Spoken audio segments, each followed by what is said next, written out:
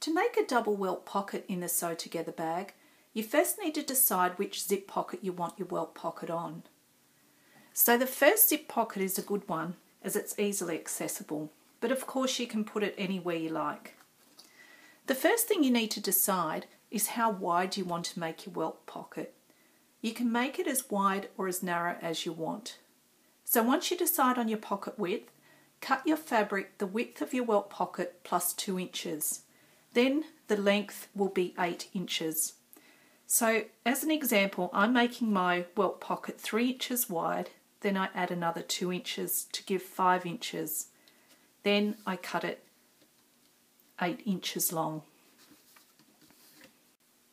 Turn your welt pocket fabric so that the wrong side is facing up.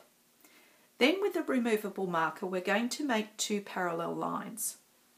The first one is 1.5 inches below the top, or this is the width of the pocket. So it'll be 1.5 inches below that. Then we're going to centre the line, the width, final width of your pocket. So in my case it's 3 inches wide. So I'll centre that 3-inch line along there. So there's my first line. The second one is 1/2 inch below this first one. Again, centering the final width of your pocket. Again, mine's 3 inches, so I'm centering that 3-inch line.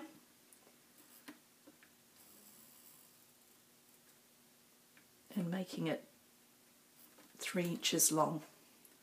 So I have 2 parallel lines, and this is the width of the pocket.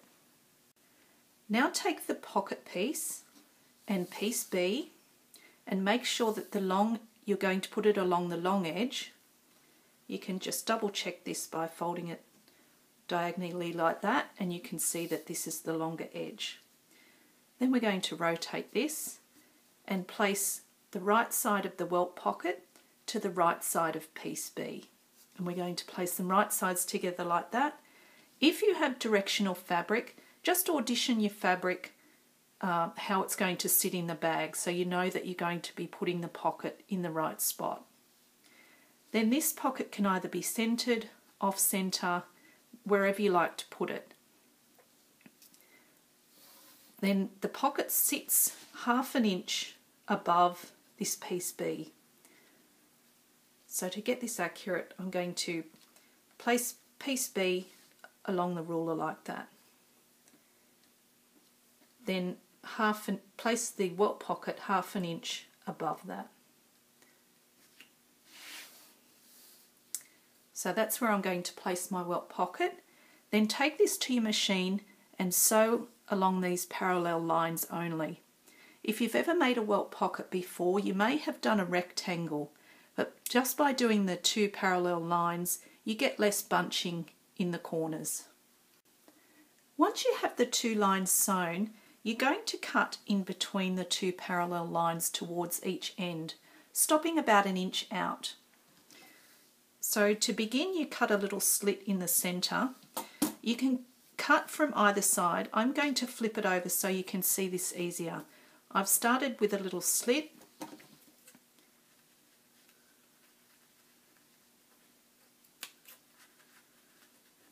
And then just cut towards each end, and you stop about 1/2 inch towards, 1/2 inch before the end of the stitching. Then angle your scissors outwards towards the stitching as close as you can to the stitching, but without cutting it. And you make one on the other side, as close as you can to those stitches without cutting through it. Then continue along to the other end, about 1/2 inch before the end of your stitching, and angle your scissors towards that stitch line. Then again on the other side.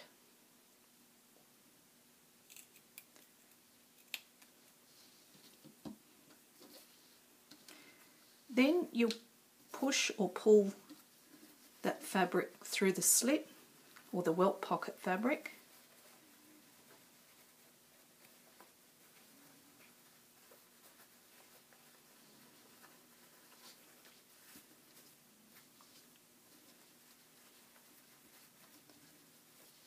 through to the back side there.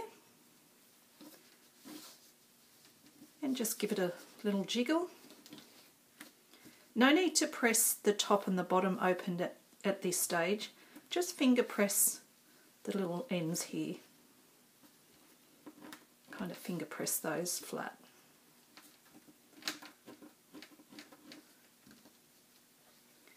Then take it to your ironing board, fold the top down and fold these seam allowances back.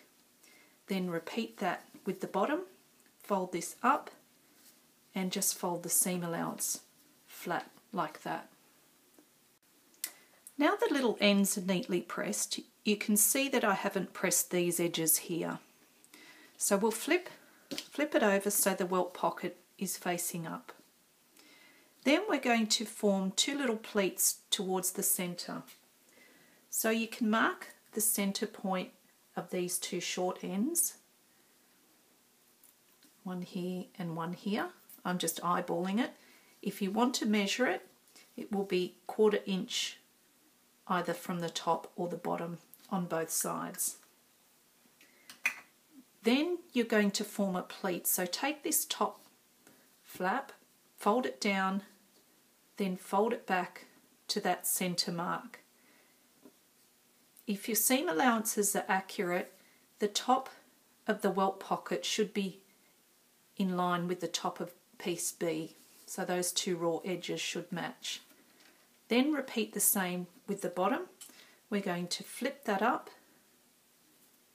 and then fold it back, forming a pleat in the centre like that. Then before you press, just flip it over and just adjust your fabrics if necessary to make it even on the front. So you'll have two little pleats here, and then just press that with your iron. So you can see I have the two little pleats at the back, and if I turn the fabric over, you can see that forms the double welt pocket opening. So now what we're going to do is top stitch on piece B around the perimeter of that rectangle, about 1/8 of an inch away from the edge.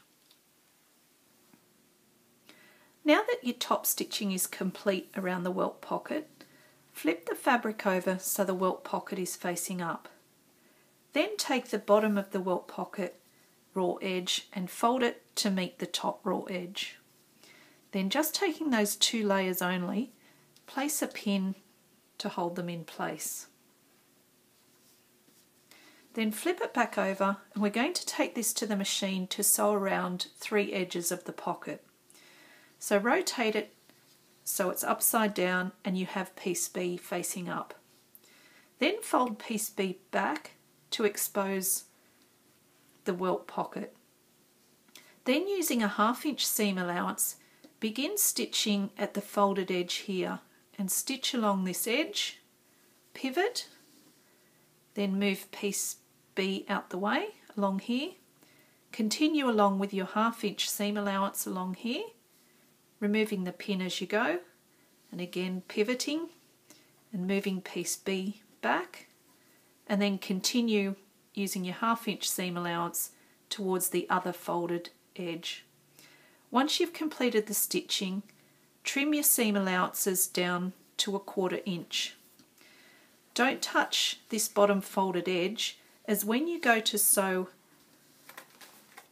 a seam along the bottom here to form the pockets, this folded edge will just get caught in that bottom edge of the stitching when you form this pocket.